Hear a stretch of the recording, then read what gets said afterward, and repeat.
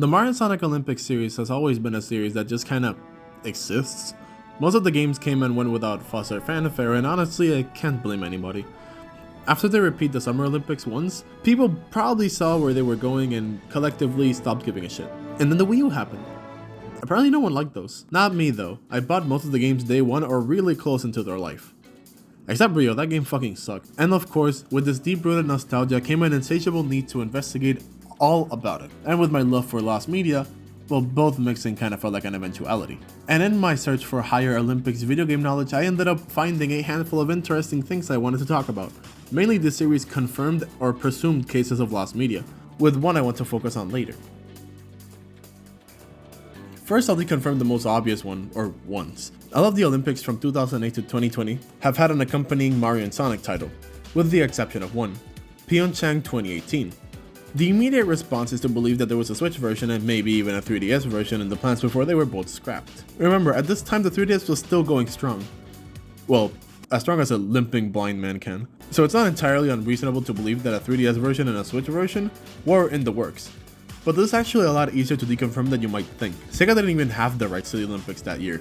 Apparently Ubisoft did. I don't really know how licensing works, but I have heard that the Olympic Committee used to give their video game rights to multiple people, I think until like London or something along those lines. I might be wrong though. Some people might say that maybe Ubisoft beat them to the renewal, but I don't think that's the case. Sega may be bad, but they're not dumb. Sega wouldn't just give up something as wealthy as the Olympics just because. The Mario and Sonic Olympics titles dwindling sales and reviews probably had something to do with it, leading me to think that Sega just kinda gave the rights away.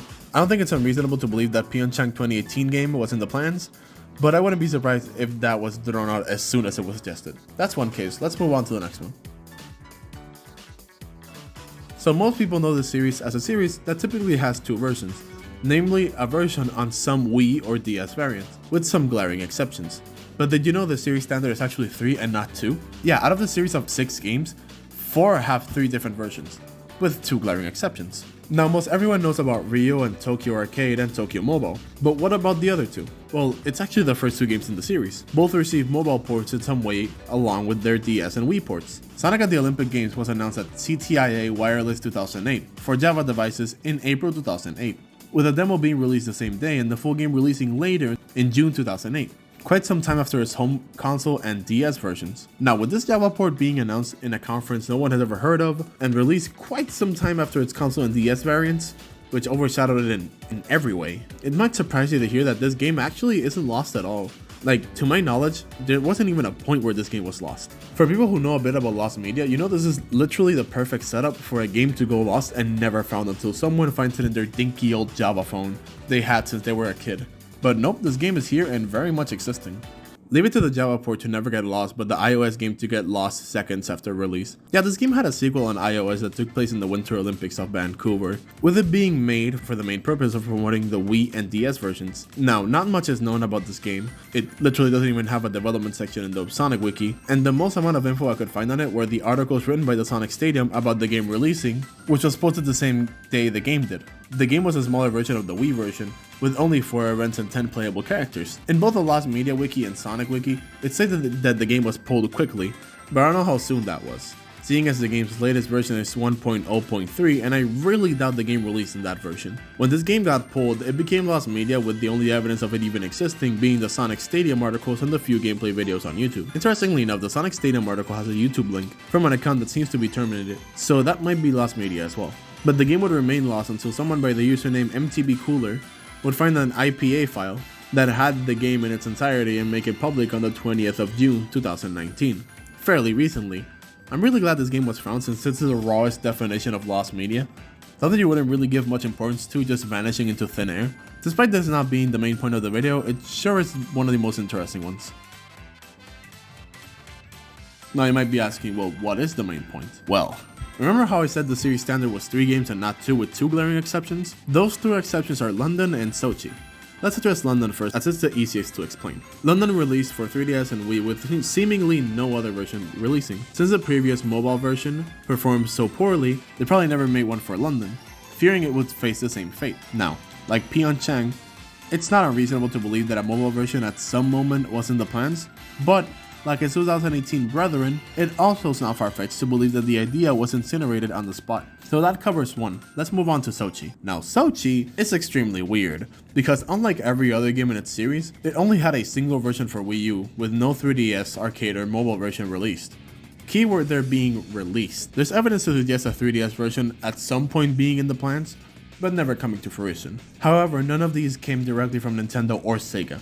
In fact, we got the complete opposite from a Sega rep, but in the video where he said it, it looked more like he wanted people off his face rather than actually answering questions.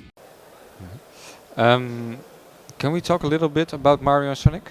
Okay, if I tell him no, he'll fuck off and leave me alone. A little bit? Huh? No? Okay. Very good though. You should play it. Yeah, I thought it was some confusion about whether or not there be a 3DS version, but... If I tell him no now, he'll hopefully fuck off and let me go back to beating up children. Why there's no 3DS version? There's? There isn't. Isn't? No. Okay. And thankfully all the circumstantial evidence that does exist is before it was outright deconfirmed. Despite Sega nor Nintendo ever saying a 3DS version was in the works, IGN's Rich George said it was in one of his tweets. That says Sonic Lost World and Sochi 2014 are coming to the 3DS and Wii U. Though if you ask me, it feels more like bad wording than a confirmation. This is kind of proven by the tweet being deleted, but it also makes sense Rich would like to delete all of his tweets from his previous workplace. What I find the strongest evidence of this theory of mine is that IGN themselves never covered it. You'd think if IGN really got inside of this unrevealed version of the game, they'd do more than just tweet about it. Though since the tweet got deleted, we don't really know if it's a tweet or a reply. Another piece of evidence is in this Polygon gallery that claims to have screenshots of the Wii U and 3DS versions, but only contains Wii U screenshots. Now, I don't know how Polygon galleries work, if they keep updating and such with new screenshots, but people theorize that Polygon had 3DS screenshots at some point and then Sega asked them to not post them since the version wasn't revealed yet. I find this hard to believe though, since IGN had most of the same screenshots and, to my knowledge at least, they never claimed to have a 3DS one. I'm not putting this theory out of question, but I'm just saying it's very unlikely. The final piece of evidence is that there are 2 listings in online stores of this version of the game, both of which are unpurchasable of course. And this might be the strongest piece of evidence we have, seeing as, well, it's listings, meaning that at some point the game was possibly confirmed to exist. Though I don't really know how listings work, but if it wasn't Sega themselves making the listing, it might have just been pattern recognition by the retailers, though one of them was Amazon UK, which ended up removing it after a while, which, when taking a day with SpongeBob SquarePants into consideration, may be more or less evidence depending on how you look at it. This all leads to an inconclusive verdict of the game's existence, though I started working on an investigation of my own, so if anything comes up, I'll let you guys know through an update video. Now, despite that being the main one, it's not the last one.